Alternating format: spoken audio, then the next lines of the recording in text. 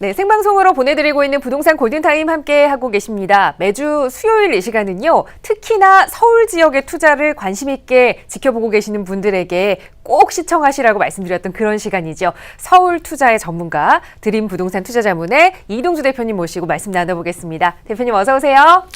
네, 안녕하세요. 네, 이런 말이 있습니다. 준비하지 않으면 실패를 준비하는 것과 똑같다라는 말이 있는데요. 그만큼 투자에 있어서도 여러분들이 기초를 튼튼하게 준비를 한다면 정말 실패하지 않는 투자 반드시 이뤄낼 수가 있겠습니다. 그래서 제가 이번 주부터는 여러분들이 그 기초, 부동산 투자에 있어서 가장 기본적인 기초를 튼튼하게 할 수 있는 그런 시간을 매주 가져보도록 할 테니까요. 꼼꼼히 체크하셔서 여러분의 그 투자에 아주 좋은 길라잡이를 활용해 보시길 바라겠습니다. 네, 지난 시간까지는 서울시 생활권 계획을 이 권역별로 좀 나눠봤다면 이번 시간부터는 조금 더 자세하게 각 구별 계획들을 좀 살펴볼 예정입니다. 오늘 그 첫 시간으로 가장 부동산에 대한 핵심 지역이라고 할 수 있는 강남구 이야기 나눠볼 텐데요. 아마 이번 선거가 강남구에게는 조금 의미가 큰 선거가 되지 않았을까 싶습니다. 23년 만에 민주당 후보가 강남구의 구청장으로 새롭게 당선이 되면서 서울시와의 관계도 좀 새롭게 재편될 것으로 보입니다. 자, 강남구의 앞으로 미래 발전 계획들 자세하게 생활권 계획 통해서 짚어주실까요? 네, 강남구가 언제 또 다양성을 많이 갖고 있는 곳이다 보니까 사실은 준비할 내용이 상당히 많았는데 그 많은 것을 또 전달해 드리긴 짧은 시간이란 제약이 있기 때문에 핵심적인 부분, 여러분들이 이것만큼은 꼭 봐야 됩니다라는 부분만 제가 간략하게 살펴드리도록 하겠고요. 나머지 부족한 부분들은 또 세미나라는 별도 시간을 할애를 해서 제가 더 진행을 해드릴 테니까요. 이거 너무 간단하게 빨리 지나가는 거 아니야라고 걱정하지 마시고 중심 것만 잘 체크를 해보시면 이 또한 많은 도움이 되실 거라 말씀드리도록 하겠습니다. 자, 강남구는 일단 크게 이렇게 돼 있습니다. 강남구 자체는 6개의 생활권으로 크게 6개의 생활권으로 나눠져 있다 이렇게 보시면 되겠습니다. 그래서 여러분들이 제 위쪽부터 이제 내려오기 시작하면 아파트가 중심이 되어 있는 압구정 청담, 또 대형 개발 사업을 앞두고 있는 삼성 지역 생활권, 그리고 아래쪽에 또 학군하면 떠오르는 또 대치 도곡 생활권이 있고요. 바로 좀 우측으로 가게 되면은 1, 2인 가구, 강남구 내에서 특히 서울시와 서울시뿐만 아니라 강남구 내에서도 1, 2인 가구가 가장 많이 분포되어 있는 역삼 노년 지역 생활권이 있고요. 또 지금 활발하게 재건축이 진행되면서 대규모 신규 아파트의 대규모 주거단지로 다시 탈바꿈하고 있는 개포 이런 지역 생활권까지 있다라고 보시면 되겠고, 강남구에서의 제일 아래쪽이죠. 제일 아래쪽이면서 광역교통의 중심권으로 바뀌고 있는 수서와 세곡 지역 생활권, 이렇게 6개의 생활권으로 나눠져 있다는 걸 체크를 하시면 되겠고요.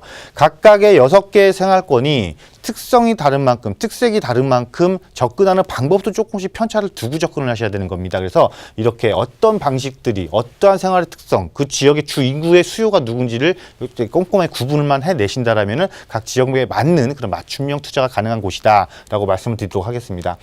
자, 그 중에서도 일단은 앞서 6개 생활권을 크게 봤지만은 조금 더 이렇게 세밀하게 보게 되면은 그 크게 좀 나눠 보면은 강남에서도 강남 도심이라는 곳이 있습니다. 강남 도심이라는 곳이 있고, 또 수서문정을 중심으로 새롭게 지금 도약을 시키고 있고요. 도곡과 개포의 주거단지 중심에, 지금 아파트 단지 중심에 이렇게 크게 4곳으로 나눠져 있다라고 보시면 되겠고요.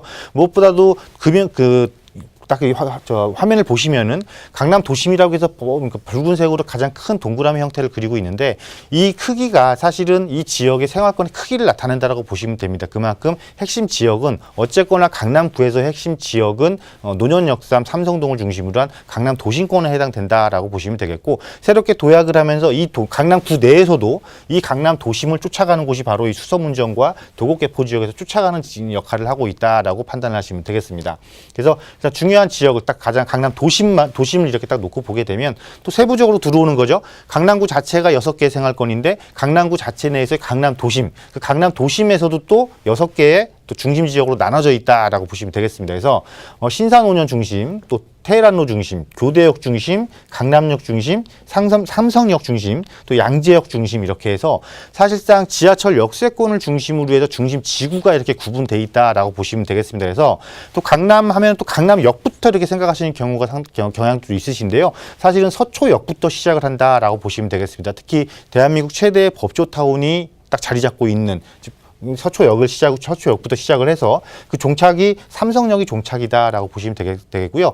특히 이번에 그 강남구의 서울시 생활권 계획을 면밀히 살펴보게 되면은 기존의 9호선으로 조금 더 치중돼 있었던 것들이 이제는 테헤란로를 다시 부활시키는 정책을 적극적으로 펼칠 것으로 보여집니다. 그래서 이 테헤란로와 함께 십자 형태를 그리는 이 신분당선 라인이 되겠죠. 이 라인을 여러분들이 유심히 살펴보신다라면은 정말 좋은 투자처가 나올 수 있다라고 말씀을 드리도록 하겠고요.